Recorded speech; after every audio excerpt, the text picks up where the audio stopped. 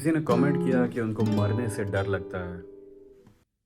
एक नास्तिक के रूप में जब आपके पास इस बात का कोई जवाब नहीं है कि मरने के बाद क्या होता है और आपके पास धर्म भी नहीं है जिसकी शरण में आप जा सकते हैं, ये सोच के कि मरने के बाद आपको कुछ नहीं होगा, तो आप उस डर के बारे में क्या कर सकते हैं? मरने का डर, ज़िंदगी के समाप्त होने का डर, सब कुछ ख़त्म हो जाने का डर।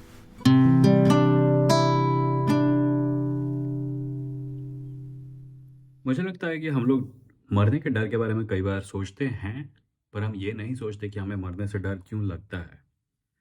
हमें मरने से डर इसलिए लगता है क्योंकि हमारी ज़िंदगियों में वैल्यू है। हम अपनी ज़िंदगियों से खुश हैं और हम अपनी ज़िंदगी से कम इतने खुश तो हैं ही कि उसको मरने से ज़्यादा प्रेफ़र करें। ऐसा क्यों है? ऐसा कुछ कारण तो सोशल हो सकते हैं। ऐसे लोग हैं जो कि अपनी ज़िंदगियों का अंत खुद ही कर देते हैं। और ज़्यादातर लोग ऐसे नहीं होते। ज़्यादातर लोग चाहे उनकी ज़िंदगी जितनी भी ख़राब हो, मरना नहीं चाहेंगे। कोशिश करेंगे कि ज़िंदा रहें और ज़िंदगी में जो कंडीशंस हैं, उन्हें सुधारें। पर इवोल्यूशनरीली भी हमारे अंदर एक इंस्टिंक्ट फॉर सेल्फ प्रिजर्वेशन होता है। चूँकि इवोल्यूशन ने इवोल्यूशन का जो प्रोसेस है, वो एक स्पीशीज़ को वो एक जानवर को या एक लाइफ़ फ़ॉर्म को ज़िंदा कम से कम तब तक रखने की कोशिश करता है, जब तक वो रिप्रोड्यूस ना कर ले, जब तक वो मेट ना कर ले। इनफैक्ट इवोल्यूशन का अगर कोई एक पॉइंट है, तो वो यही है कि स्पीशीज़ का रिप्रोडक्शन होता रहे और आगे वाली स्पीशीज़ की जनरेशन आती रहे। सो हम सबके अंदर बायोलॉजिकली एक इंस्टिंक्ट फॉर सेल्फ प्रिजर्वेशन है, जो हमसे कहती है कि कुछ भी हो जाए मरना नहीं है। और ये इंस्टिंक्ट बच्चों से लेके बड़ों तक, बूढ़ों तक होती है और कभी जाती नहीं है। अब आप कहेंगे हाँ, वो सब तो ठीक है, बहुत ज्ञान झाड़ लिया, पर करूँ क्या? मरने से डर लगता है, मरने से जो डर लगता है उससे बचने के लिए करूँ क्या? मुझे असल में ये सवाल अजीब नहीं लगता, मुझे अजीब लगता है उसके साथ जो एथिज़्म का हिस्सा होता है। क्योंकि लोग ये क्यों पूछते हैं कि मैं एथिस्ट हूँ, मैं मौत के डर के बारे में क्या करूँ? ऐसा तो नहीं है कि धार्मिक लोगों को मौत से डर नहीं लगता। मंदिरों के बाहर जो लंबी-लंबी लाइनें लगी होती हैं, उसमें से कई लोग अपनी सेफ्टी, अपने परिवार की सेफ्टी, अपनी लंबी लाइफ के बारे में की कामना करने के लिए खड़े होते हैं। मौत से डर उन्हें भी लगता है, पर कोई ये क्यों नहीं पूछता कि मैं धार्मिक हूँ, मैं मौत के डर के बारे में क्या करूँ? वो इसलिए नहीं पूछते क्योंकि एक वाइडस्प्रेड कॉमन गलत धारणा है एथिज़्म के बारे में, और वो ये है कि एथिस्ट के पास वो मैकेनिज़्म नहीं होते जो कि एक धार्मिक व्यक्ति के पास हैं। सच ये है कि वो मैकेनिज़्म असल में किसी के भी पास नहीं है। अगर आप उम्मीद कर रहे थे कि मैं एक एथिस्ट आपको ये बता पाऊँगा कि मौत के डर के बारे में क्या किया जा सकता है, तो आप गलत सोच रहे थे, क्योंकि मौत से मुझे भी डर लगता है। उन्हीं कारणों से जिसके बारे में हमने थोड़ी देर पहले बात की। ज़िंदगी को प्रेफ़र करना हमारे बायोलॉजिकल प्रोग्रामिंग का हिस्सा है। उससे बचा नहीं जा सकता। हम सबको मौत का डर लगेगा। हम सबको मौत के डर के साथ डील करना पड़ेगा। चाहे आप धार्मिक हों, चाहे आप एथिस्ट हों, मौत से डर लगना एक नेचुरल बात है। तो मौत से डील करें कैसे? मौत के साथ डील करने का कोई तरीका है भी या नहीं है? इसका जवाब ये है कि वो आप पर डिपेंड करता है। अभी थोड़ी देर पहले हम धार्मिक लोग और एथियस्ट लोग की मौत के प्रति जो एटीट्यूड्स हैं उनकी बात कर रहे थे। सोच के देखिए, धार्मिक लोगों को अपने धर्म से ऐसा क्या मिलता है कि आपको लगता है कि वो मौत के डर के साथ डील ज़्यादा इफ़ेक्टिवली कर पाते हैं? उन्हें एक कहानी मिलती है। उस कहानी का लेना-देना होता है उनके खुद के साथ।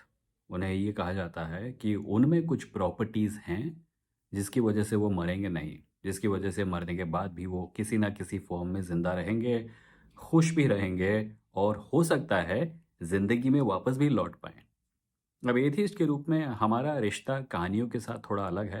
हम कहानियों को कहानियाँ समझते हैं और रियलिटी को रियलिटी समझते हैं। बेसिकली हम लोग कहानी और रियलिटी के बीच का जो लाइन है, उसे स्ट्रांगली ऑब्ज़र्व करते हैं।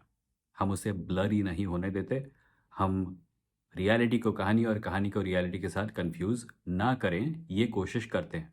ऑल्दो एथियस्ट के रूप में भी ये कई बार मुश्किल हो जाता है।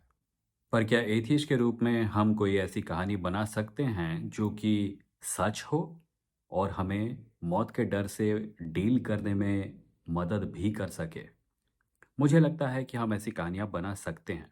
व्हाट इफ हम सच्चाई को ही एक कहानी का रूप दें और उस कहानी को अपनाएं अपने कोपिंग मैकेनिज्म के रूप में?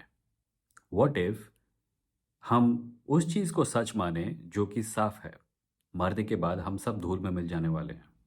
मरने के बाद हम एक ही रूप में ज़िंदा रह पाएंगे और वो हैं किसी की यादों के रूप में।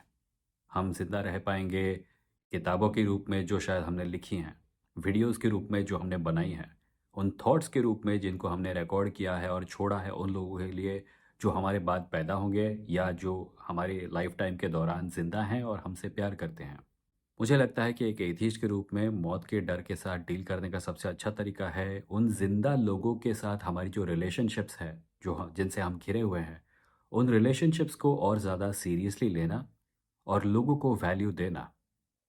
धार्मिक लोग अक्सर इस मामले में गच्चा खा जाते हैं क्योंकि उन्हें लगता है कि उनके दोस्त, उनके परिवार, उनके सब पहचान वाले ईश्वर से कम इम्पोर्टेंट हैं। हमारे लिए एडवांटेज ये है, एथियस्ट के लिए एडवांटेज ये है कि हम ईश्वर के अस्तित्व को मानते ही नहीं हैं।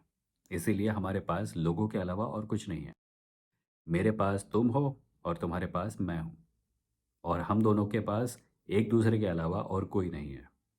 इस बात को जब हम आत्मसात कर लेंगे, तो हो सकता है मौत के साथ डील करने में हमें थोड़ी मदद मिले। हो सकता है जब हमारा आखिरी क्षण आए, तो हम ये सोच पाएँ कि मैंने अपने दोस्तों के साथ, अपने परिवार के साथ अच्छा टाइम बिताया। हर अच्छे टाइम को समाप्त होना होता है, ये अच्छा टाइम भी समाप्त हो रहा है एंड दैट्स ओके क्योंकि मैंने एक अच्छी, लंबी और खूबसूरत ज़िंदगी जी है।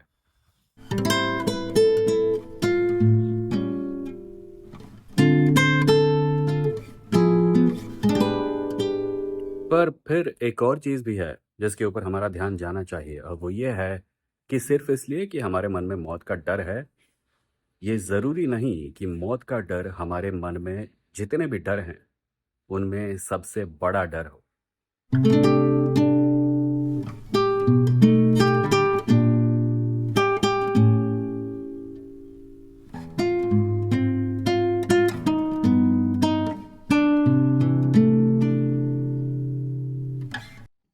आपने वो अकबर बीरबल वाली कहानी तो सुनी होगी, जिसमें अकबर बीरबल से कहते हैं कि एक लाइन को छोटा करो बगैर उसके किसी भी हिस्से को मिटाए हुए।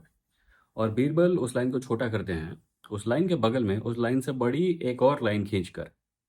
जब दूसरी बड़ी वाली लाइन खिंच जाती है, तो पहली लाइन ऑटोमैटिकली छोटी हो जाती है। अगर मौत का डर एक ऐसी चीज़ है जिससे हम बचना चाहते हैं, तो वो कौन-सी बड़ी लाइन है जो हम उसके बगल में खींच सकते हैं, जिसकी वजह से मौत का डर भी छोटा पड़ जाएगा? और इसके लिए आपको ज़्यादा खोजने की ज़रूरत नहीं है। हम सब ने ऐसे लोगों के बारे में पढ़ा है और देखा है, जो अपनी जान कुर्बान कर देते हैं किसी चीज़ के लिए। मौत का डर उन्हें भी लगता है, पर वो किसी ऐसी चीज़ को खोज निकालते हैं अपनी ज़िंदगी में, जो मौत के डर से भी ज़्यादा बड़ी प्रायोरिटी है। आप किसी स्वतंत्रता सेनानी को ले लीजिए, जैसे भगत सिंह, जो कि एक एथीस्ट थे। उन्होंने अपनी जान पर खेला कई बार और इवेंचुअली अपनी जान को खोया भी, क्योंकि उनके लिए एक कॉज़, भारत की आज़ादी, उनकी ज़िंदगी की वैल्यू से भी ज़्यादा इम्पोर्टेंट थी। मौत से डर हर किसी को लगता है, पर मौत के डर से भी ज़्यादा बड़े डर हो सकते हैं। और अगर आपको मौत का डर सता रहा है, तो शायद आप मौत के डर से भी कोई और बड़ा डर अपनी ज़िंदगी में ला सकते हैं। कुछ लोगों के लिए जो मौत का डर होता है, उससे ज़्यादा बड़ा डर होता है ये कि लोग मरने के बाद उन्हें भूल जाएँगे। कुछ लोगों के लिए सबसे बड़ा डर ये होता है कि उनकी ज़िंदगी बोरिंग हो जाएगी, इसीलिए वो एक्सट्रीम स्पोर्ट्स में हिस्सा लेते हैं। उनके लिए भी मौत का डर शाश्वत है। उनके लिए भी मौत का डर उतना ही ज़ोरदार है, जितना आपके लिए है और मेरे लिए है। पर उन्होंने अपनी ज़िंदगी में एक और डर पैदा कर दिया है, जो मौत के डर से भी ज़्यादा ज़रूरी है उनके लिए।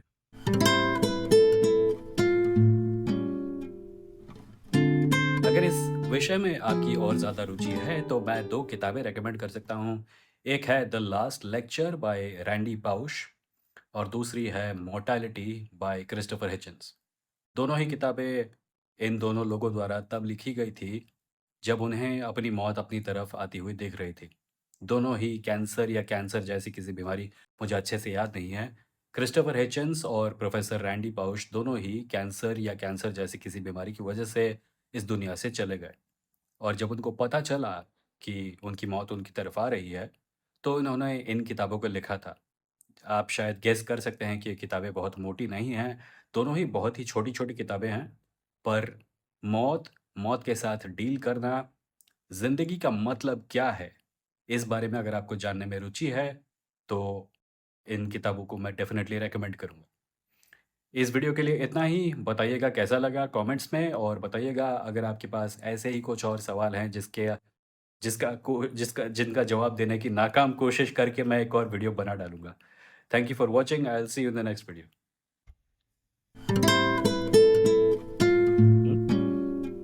कौन है देखो? You can talk. अच्छा, विशेष